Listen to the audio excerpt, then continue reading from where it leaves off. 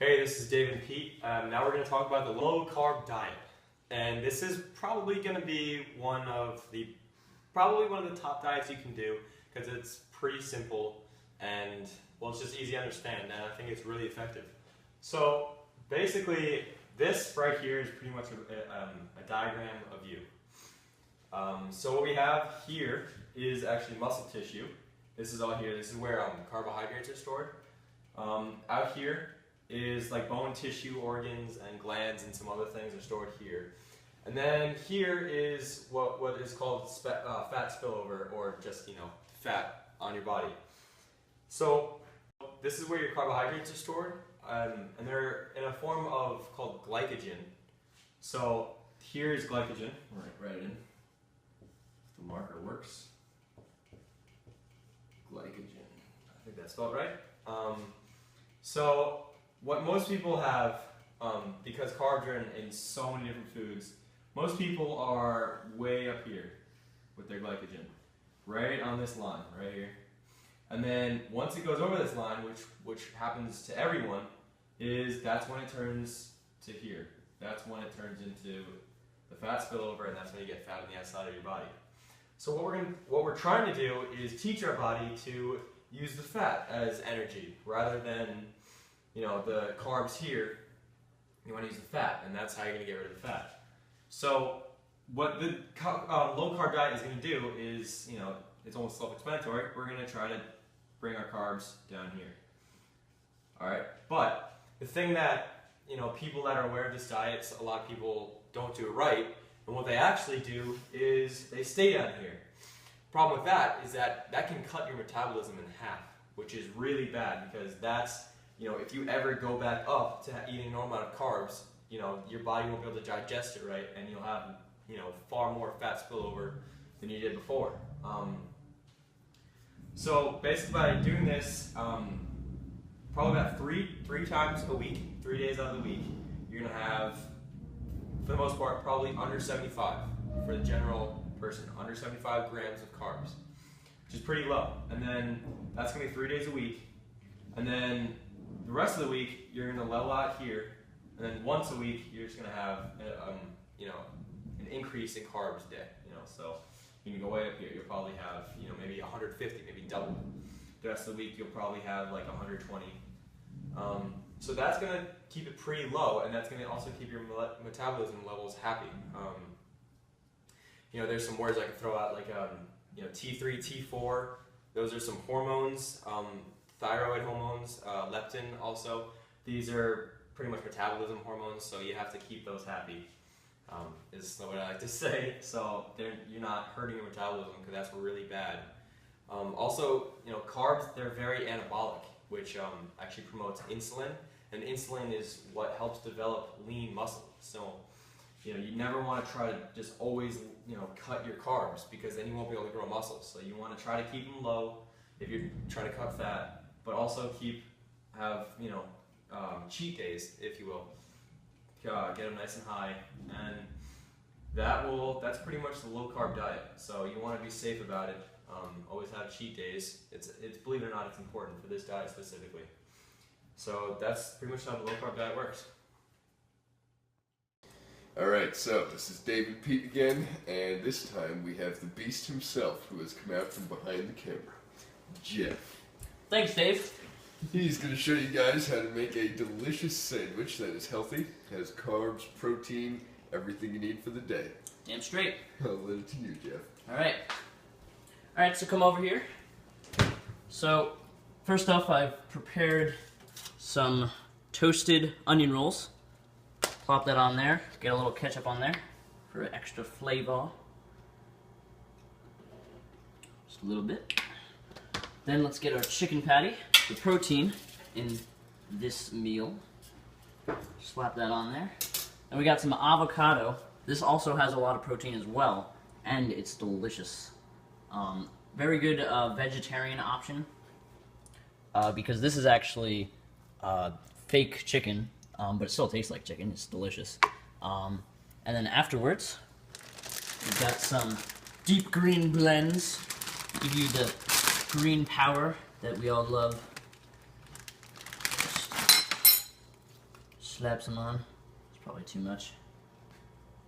There. Put that back. Alright. And top it off with the top of the bun. Boom. Got yourself a delicious sandwich. And other options. You can put tomato on it. Yeah, you can put tomato on it. That's what I did with my sandwich. As you can see, I got tomato.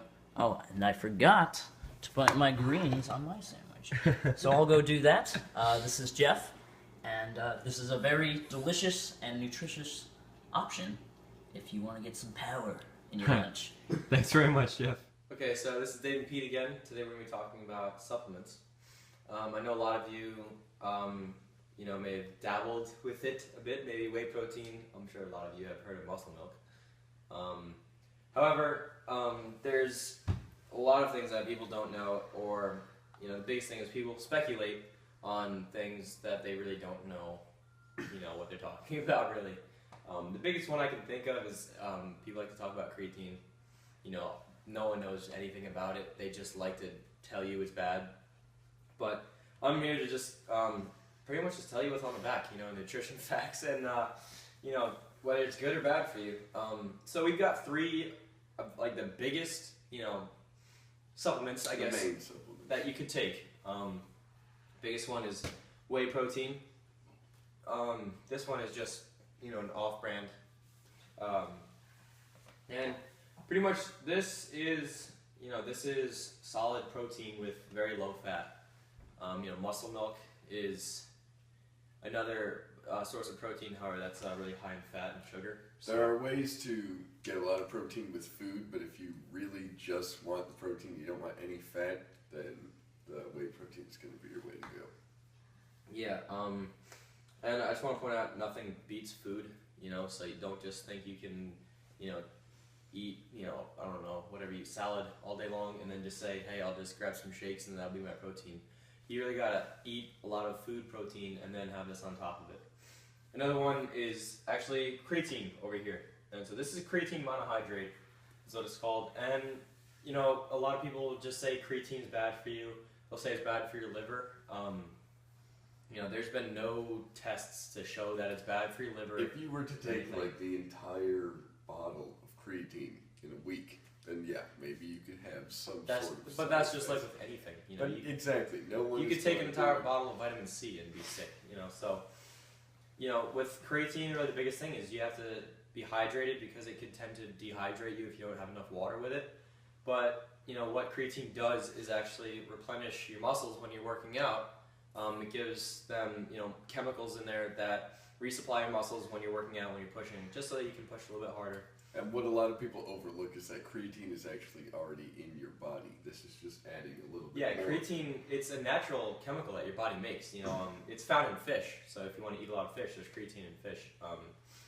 So another supplement a lot of you may have probably heard of is called C4 Extreme. And so this is pretty much, it's like energy. It's almost like an energy drinking powder, but not with, tons of other crap. It's got some, this actually also has creatine in it, not that much of it, but pretty much just got a bunch of fancy words that is pretty much energy. When you take it, about 20 minutes before a workout, you'll start to feel like jittery. And that's just with any sort of, pre-workout. It's really just energy, just to try to, get you to push more. If you're feeling down that day, you don't have the motivation to work out, you take a little bit of pre-workout, and but, there you go. Yeah, the thing that I caution against is, beginners who want to just, finally getting, they want to get into working out, they just got a membership, let's go out and get all my supplements or whatever, C4. And the thing is that they don't understand form yet. You gotta really have the form of all your exercises down, because this will make you want to push really, really hard. And if you're not doing it right, you're going to stack more weight on the bench press and you're not pushing it up right, you could really hurt yourself. You could have a higher chance. Also, you want to, if you're just starting to work out, you do not want to use these. You don't need them. You want to warm up your body to just normal exercise first before you do any sort of supplement use. I mean, they're not going to hurt you if you're doing it, but if you just warm up you don't need this to work out, to look good, to perform well. You can do all of that naturally. This is just a little bit extra. Yeah, and my actual favorite, supplement that I use is actually this stuff here. It's called Spectracide Wasp and Hornet Killer. Now, I know you're thinking, Pete, why are you doing that, man? That could hurt you. Well, what you don't know is it gives you wings like a bee.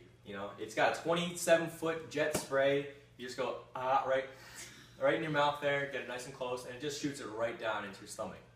This is the stuff, man, I'm telling you. 3 sprays, take it down, shake your head a little bit. It's worth a trip to the emergency room, in my opinion.